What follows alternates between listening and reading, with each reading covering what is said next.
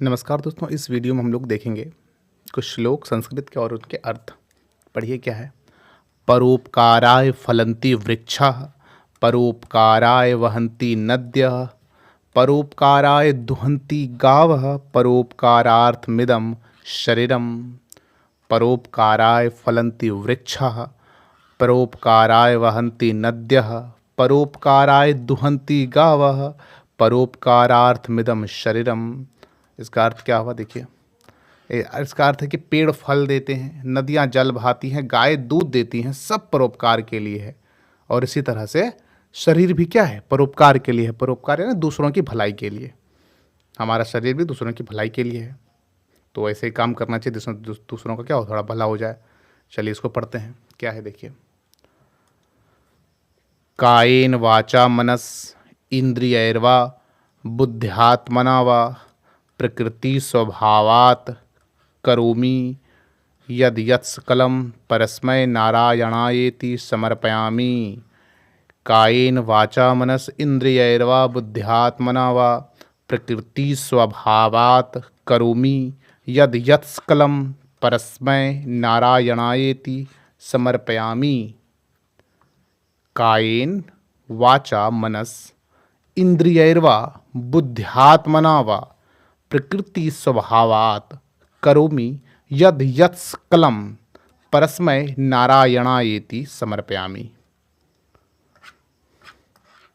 अर्थ क्या है इसका। मैं शरीर, वाणी, मन, इंद्रियों, बुद्धि या स्वभाव से जो कुछ करता हूँ वह सब नारायण को अर्पित है। किसी पूजा पाठ में ऐसा कहा जाता है। चलिए आगे देखिए क्या है। सत्यम वद धर्मम चर, सत्यम वद धर्मम चर, स्वाध्यायान्मा प्रमदः, आचार्याय प्रियम धनम, आहत्य प्रजातंतु माँ व्यवच्छेदसी। यहाँ हय संयुक्त है, ठीक है। सत्यम वद धर्मम चर, स्वाध्यायान्मा प्रमदः, आचार्याय प्रियम धनम, आहत्य प्रजातंतु माँ व्यवच्छेदसी। चलते हैं अब इसके अर्थ पे। अर्थ क्या है इसका देखिए।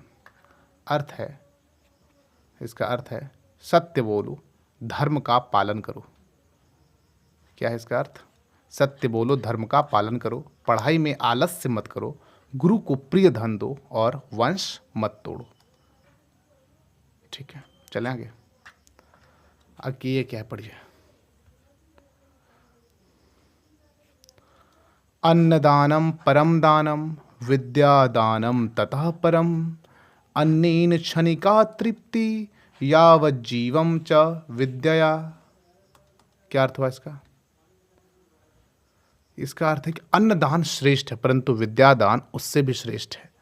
अन्न से क्षणिक तृप्ति मिलती है, कुछ क्षण के लिए आपकी भूख मिटती है ना। विद्या से जीवन भर का लाभ होता है, इसलिए विद्यादान क्या है, श्रेष्ठ है। अगला क्या है।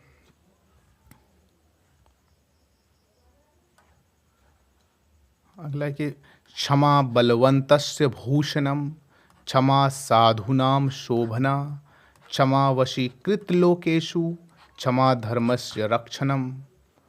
क्षमा बलवंतस्य भूषणम, क्षमा साधूनां शोभना, क्षमा वशीकृत लोकेषु, क्षमा धर्मस्य रक्षणम। अर्थात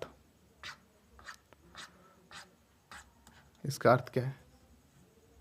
बलवान का आभूषण क्षमा है, साधुओं की शोभा क्षमा, क्षमा से लोग वश में और धर्म की रक्षा होती है।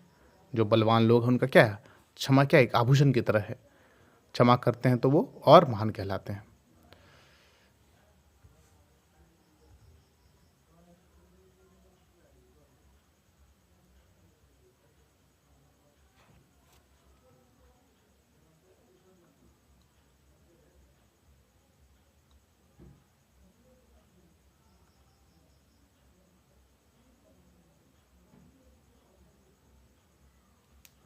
पढ़ते हैं इसको। क्या है देखिए। दुर्जनः स्वल्प संपत्तिम दृष्ट्वा महती वर्धते, दुर्जनः स्वल्प संपत्तिम दृष्ट्वा महती वर्धते, मित्रम स्वलोप स्वल्पोपकारेण स्वल्पोपकारेण स्वल्पोपकारेण क्या है ये? स्वल्पोपकारेण संतुष्टम भवति ध्रुवम दुर्जनः स्वल्प संपत्तिम दृष्ट्वा महती वर्धते। मित्रम स्वल्पोपकारेण संतुष्टम भवति ध्रुवम दुर्जनः स्वल्प संपत्तिम दृष्ट्वा महती वर्धते। मित्रम स्वल्पोपकारेण संतुष्टम भवति ध्रुवम। चलते हैं आगे। इसका अर्थ क्या देखिए, दुष्ट थोड़े लाभ से अहंकारी होता है, जबकि मित्र थोड़े उपकार से भी संतुष्ट हो जाता है। ठीक है, दुष्ट को थोड़ा लाभ होगा तो वो क्या हो जाएगा, अहंकारी हो जाएगा, लेकिन मित्र क्या, थोड़ा सा उपकार कर दीजिएगा उस पर तो वो क्या होता है, संतुष्ट हो जाता है। अगला क्या है श्लोक, आत्मानं सततम रक्षेत पश्चात कालो ही दुर्यशा। पढ़िए इसको, ये क्या है, आत्मानं सततम रक्षेत पश्चात कालो ही दुर्यशा अप्रमत्तोऽपि सज्जानो रक्षेत कीर्तिम यथा सुखम। आत्मानं सततम रक्षेत पश्चात कालो ही दुर्यशा अप्रमत्तोऽपि सज्जानो रक्षेत कीर्तिम यथा सुखम। क्या अर्थ हुआ इसका? इसका अर्थ है हमेशा अपनी रक्षा करो, क्योंकि बाद का समय कठिन हो सकता है, और सज्जन भी अपनी कीर्ति बचाते हैं। अगला क्या है, कालेन पच्यते तैलम कालेन पच्यते पयः।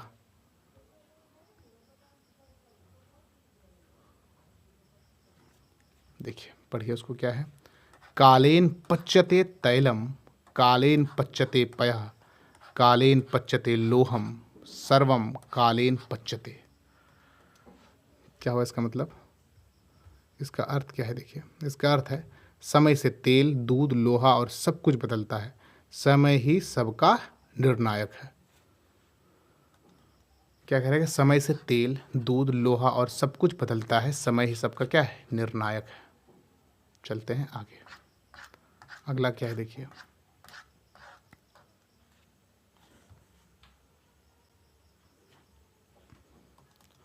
उपदेशो ही मूर्खाणाम प्रकोपाय न शांतये पयः पानम भुजंगानाम केवलम विषवर्धनम। उपदेशो ही मूर्खाणाम प्रकोपाय न शांतये पयः पानम भुजंगानाम केवलम विषवर्धनम। क्या हुआ इसका अर्थ? इसका अर्थ है मूर्ख को उपदेश शांति नहीं बल्कि क्रोध बढ़ाता है। किसी मूर्ख को आप उपदेश देंगे तो उसको शांति नहीं मिलेगी, उसका क्या करेगा, और क्रोध बढ़ा देता है वो। जैसे सांप को दूध पिलाने से विष बढ़ता है, उसी प्रकार से। चलिए कि ये श्लोक है, इसको देख लीजिए आप। स्वदेशे पूज्यते राजा विद्वान सर्वत्र पूज्यते। क्या लिखा है देखिए, स्वदेशे पूज्यते राजा विद्वान सर्वत्र पूज्यते धनाढ्यो पूज्यते तेषु यह शक्तः स च पूज्यते। क्या हुआ इसका अर्थ? एक बार और श्लोक पढ़ लेते हैं पहले।